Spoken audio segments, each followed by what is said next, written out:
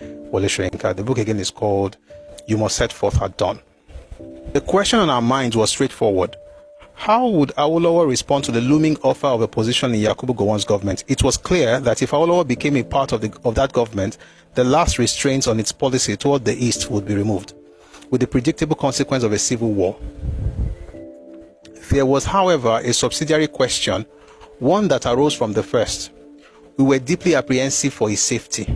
Perhaps no one more deeply than I had a swaggering officer, a major, and of the same Yorùbá stock, not boasted to my face that he would personally take Aulawa to the nearest crossroads, tie him to a stake, and shoot him as an example, because we know what he's up to. He has not yet given up on his tribal games. I want to stop to quickly say something on this one. A Yorùbá major made a statement, and we need to have less Yorùbá people thinking like this, because it takes a lot of stupidity to think like this. So I'm going to spend some time here. I mean, not too long, but just a little. It says, had a swaggering officer, a major, and of the same Yorùbá stock, not boasted to my face that he would personally take Awolowo to the nearest crossroads, he would tie him to a stake and shoot him as an example, because we know what he's up to. He has not yet given up his tribal games.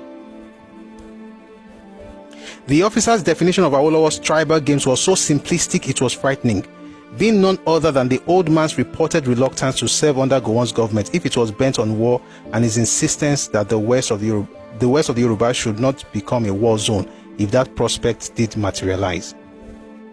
There are some of us who, because we speak one or two words of English and we sound like we're educated, have this stupid idea of being detribalized in Nigeria. And when people tell you about how to protect your space, to you it means the person is backward. So how can you be thinking like this in 2025? How can you be thinking like this in 2025? And by the way, the people who say these things that sound like they know what they're saying, they've not read any book on any matter apart from how to make money. Have no understanding of culture, have no understanding of politics, have no understanding of history, but they'll be the ones telling you that you are tribal. Meanwhile, the person is telling you that you are tribal because of that one is more tribal than anything called tribal. Understands the concept of preservation, is taking care of his own space, but is telling you what belongs to you belongs to all of us, because we are supposed to be detribalized. There is no sensible thing in that word detribalization. It doesn't make sense. I'm not talking about being a bigot and hating other people from other ethnic groups. I'm talking about conserving what is yours, being proud of who you are without having to apologize for it. I'm Yorùbá, you can tell from my cap. That's the point. Does that mean you now hate somebody else? No. So if a person is trying to take care of his own people and protect his people, then you say, oh, he's tribalized, you're going to tie him to a stake and shoot him.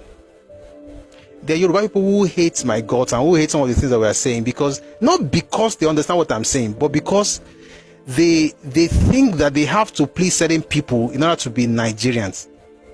I'm a Nigerian, but you see, I'm Yoruba, and the concept of identity in the world today, as far as life goes in this world, is Yoruba.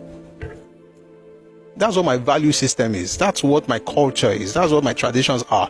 That's where I'm from. This thing that you do, see, is one thing to hate people. Say, I don't like Igbo, I don't like Hausa, I don't like TV. That makes no sense.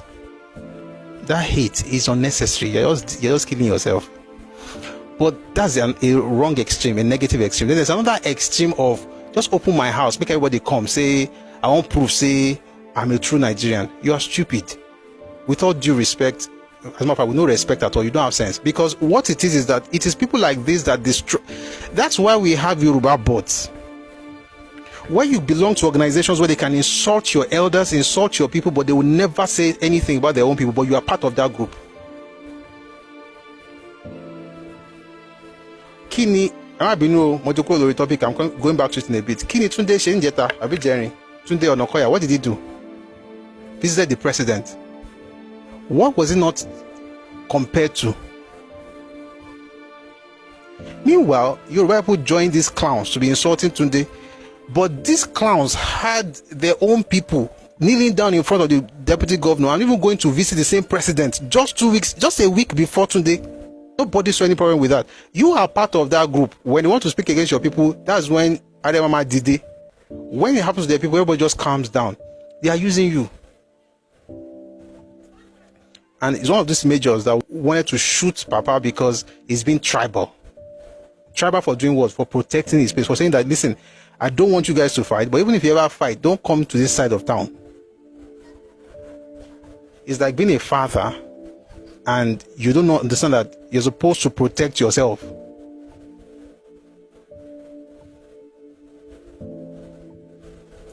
Let's continue. That Major BM should have spoken to me in such a manner was in itself revealing.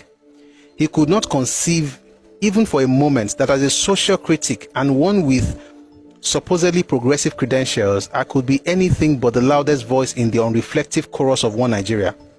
The two concepts, progressive politics and national unity, were so thoroughly conflated in his mind that to be progressive or radical was to reject the possibility of perceiving any flaws in the very basis of national being or question the structural arrangements that held the nation together, however precariously. The same officer, like many others, has since repudiated such mindless adherence to the unqualified mantra, one nation, right or wrong. By the way, there's one clown that used to write on my comment section. I think he lives in the UK. That was abroad writing something like one Nigeria is a must, stop talking about this. I'm like, do you guys, I told him one day, like, you have to use your brain sometimes. Nobody's more, I play the anthem here every day. It means something to me. That's why I play it. I want one Nigeria apparently, but I also know that it's not something that you just declare. It's something that you decide upon based on conversations. When people are discussing, it doesn't mean they want to break it up. And if, for instance, you went to school and you don't understand critical thinking, you just think that you can only think one way. You can't have two supposedly conflicting thoughts in your mind at the same time. You don't have the capacity to compartmentalize. Learn it.